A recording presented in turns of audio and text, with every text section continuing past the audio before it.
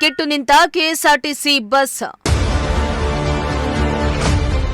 ಸಾರಿಗೆ ನಿಗಮದ ವಿರುದ್ಧ ಪ್ರಯಾಣಿಕರ ಆಕ್ರೋಶ. ಇತ್ತೀಚಿನ ದಿನಗಳಲ್ಲಿ ಕೆಎಸ್ಆರ್ಟಿಸಿ ಬಸ್ಗಳು ಅಪಘಾತಕ್ಕೀಡಾಗುವುದು, ಮಾರ್ಗ ಮಧ್ಯೆ ಕೆಟ್ಟು ನಿಲ್ಲುವುದು ಹೆಚ್ಚಾಗಿದ್ದು, ಜನರು ಕೆಎಸ್ಆರ್ಟಿಸಿ ಬಸ್ನಲ್ಲಿ ಪ್ರಯಾಣ ಮಾಡಲು ಹೆದರುವಂತಾಗಿದೆ. ಹೌದು, ಕೋಟೆನಾಡು ಚಿತ್ರದುರ್ಗ ಸಾರಿಗೆ ವಿಭಾಗದ ಕೆಲ ಕೆಎಸ್ಆರ್ಟಿಸಿ ಬಸ್ಗಳು ಗುಜರಿಗೆ ಸೇರುವ ಮಟ್ಟಕ್ಕೆ ಬಂದಿವೆ. ಆದರೂ ಕೂಡ ಅದೇ ಡಕೋಟಾ ಬಸ್ಗಳನ್ನ ಸಾರಿಗೆ ಇಲಾಖೆ ಅಧಿಕಾರಿಗಳು ರೋಡಿಗಿಳಿಸಿ ಪ್ರಯಾಣಿಕರ ಜೀವದ ಜೊತೆ ಚೆಲ್ಲಾಟ ಆಡ್ತಿದ್ದಾರೆ.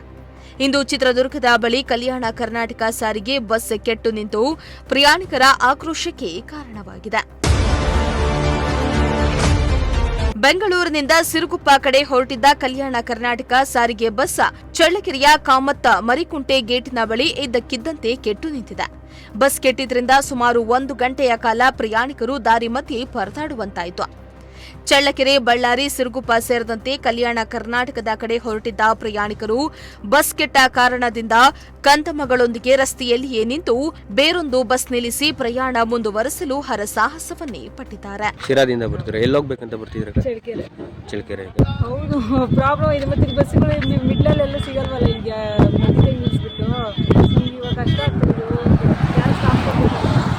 ಇನ್ನು ಬಸ್ನಲ್ಲಿ ವೃದ್ಧರು, ಹೆಂಗಸರು, ಮಕ್ಕಳು ಪ್ರಯಾಣ ಮಾಡ್ತಾ ಇದ್ದು, ಮಾರ್ಗ ಮಧ್ಯೆ ಬಸ್ ಕೆಟ್ಟು ನಿಂತಿದ್ರಿಂದ ಕಂಡಕ್ಟರ್ ಹಾಗೂ ಬಸ್ ಡ್ರೈವರ್ ಮೇಲೆ ಪ್ರಯಾಣಿಕರು ಆಕ್ರೋಶ ಹೊರಹಾಕಿದ್ರು. ಕೆಎಸ್ಆರ್ಟಿಸಿ ಬಸ್ಗಳು ಮಾರ್ಗ ಮಧ್ಯೆ ರಿಪೇರಿಗೆ ಬರ್ತಾ ಇದ್ದು, ಏನಾದರೂ ಸಾರಿಗೆ ಸಚಿವರು, ಅಧಿಕಾರಿಗಳು ಕೆಟ್ಟ ಬಸ್ಗಳಿಗೆ ಕೋಕು ಕೊಟ್ಟು ನೂತನ ಅಥವಾ ಸುಸರ್ಜಿತವಾದ ಬಸ್ ಬಿಡುವ ಮೂಲಕ ಪ್ರಯಾಣಿಕರ ಸುಖಕರ ಪ್ರಯಾಣಕ್ಕೆ ಆದ್ಯತೆಯನ್ನ ನೀಡಬೇಕಾಗಿದೆ.